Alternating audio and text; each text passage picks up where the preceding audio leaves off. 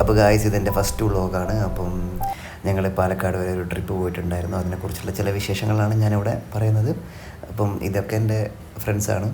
ഞങ്ങൾ ഫസ്റ്റത്തെ ഡെസ്റ്റിനേഷൻ പാലക്കാടിലുള്ള പോത്തുണ്ടി ഡാമായിരുന്നു. അപ്പോൾ അത് കഴിഞ്ഞ് നമ്മൾ നെല്ലിയാമ്പതിയിലോട്ടുള്ള ട്രക്കിംഗ് ആയിരുന്നു. പിന്നെ ട്രക്കിങ്ങിൻ്റെ വീഡിയോ ഒക്കെ ഞാനിവിടെ ആഡ് ചെയ്യുന്നുണ്ട്.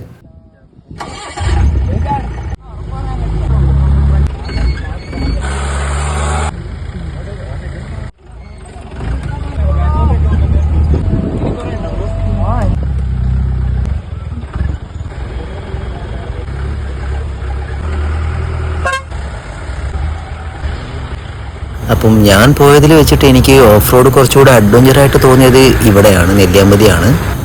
അപ്പോൾ ഗായ്സ് ഇതായിരുന്നു ഞങ്ങൾ സ്റ്റേ ചെയ്യാൻ എടുത്തിരിക്കുന്ന അവിടുത്തെ മിസ്റ്റി വാലിയിലത്തെ റിസോർട്ട്. ഇതൊരു വിൻറ്റേജ് റിസോർട്ടാണ്. കാണുമ്പോൾ തന്നെ അറിയാമല്ലോ നിങ്ങൾക്ക് അതിൻ്റെ ഒരു. പിന്നെ അവിടെ റിസോർട്ടിൽ എന്ന് പറയുമ്പോൾ അത്ര വലിയ ഫെസിലിറ്റീസും കാര്യങ്ങളൊക്കെ ഇല്ല. എന്നാൽ കൂടെ അവിടുത്തെ രാവിലത്തെ വ്യൂ ആണ് എനിക്ക് വളരെയധികം ഇഷ്ടപ്പെട്ടത്.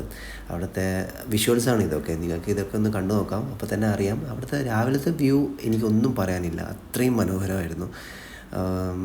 അപ്പോൾ ഈ നെല്ലിയാമ്പതിയിലെ കാട്ടിൻ്റെ എന്താ പറയുക, ഉള്ളിലായിട്ട് ഒരു ചെറിയൊരു വെള്ളച്ചാട്ടമുണ്ട്. അപ്പോൾ അതിലേക്ക് പോകേണ്ട ഒരു വഴിയിലോട്ടാണ് ഞങ്ങളിങ്ങനെ നടന്നുകൊണ്ടിരിക്കുന്നത്. ഞാനും എൻ്റെ കൂടെ എൻ്റെ കൂട്ടുകാരനായ അനന്തു, അവനും ഉണ്ട് കൂടെ. അപ്പം പോകുന്ന വഴിയിൽ ഒരുപാട് അട്ടയും അങ്ങനെയൊക്കെ കാര്യങ്ങളൊക്കെ ഉണ്ടായിരുന്നു. സോ നമ്മൾ ലൈറ്ററൊക്കെ യൂസ് ചെയ്തിട്ടാണ്, ലൈറ്ററും സാനിറ്റൈസറൊക്കെ യൂസ് ചെയ്തിട്ടായിരുന്നു അങ്ങോട്ടേക്ക് പോയിട്ടുണ്ടായിരുന്നത്. അപ്പോൾ ഗായ്സ് ഇതായിരുന്നു ഞാൻ പറഞ്ഞിട്ടുണ്ടായിരുന്ന ആ ചെറിയൊരു വെള്ളച്ചാട്ടം. രാവിലെ എഴുന്നേറ്റിട്ട് എന്താ പറയുക, രാവിലെ എഴുന്നേറ്റപ്പോൾ തന്നെ ഈ ഒരു വെള്ളച്ചാട്ടത്തിൻ്റെ സൗണ്ടും അങ്ങനെയൊക്കെ കേൾക്കുമ്പോഴേക്ക് തന്നെ ഇതൊന്ന് കാണണം എന്ന് തോന്നി. അങ്ങനെ പോയതായിരുന്നു അങ്ങോട്ടേക്ക്.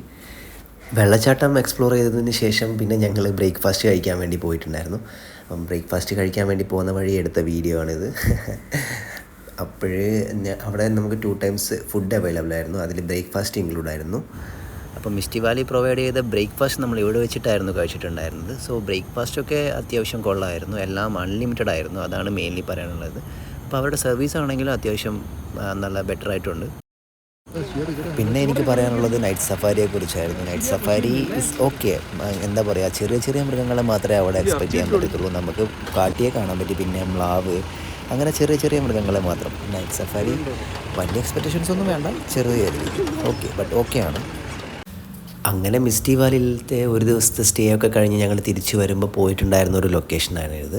പാലക്കാട് ജില്ലക്കാർക്ക് അറിയാൻ പറ്റും, ഇത് പാലക്കാടിൻ്റെ വൺ ഓഫ് ദി അസറ്റ് എന്ന് തന്നെ വേണേൽ പറയാം. അത്രയും മനോഹരമായിട്ടുള്ളൊരു സ്ഥലമാണ്. കണ്ടോ, ഇത് ആ മലനിരകളും നെൽപ്പാടങ്ങളും പിന്നെ അവിടെ ഉണ്ടായിരുന്ന പൂക്കളും.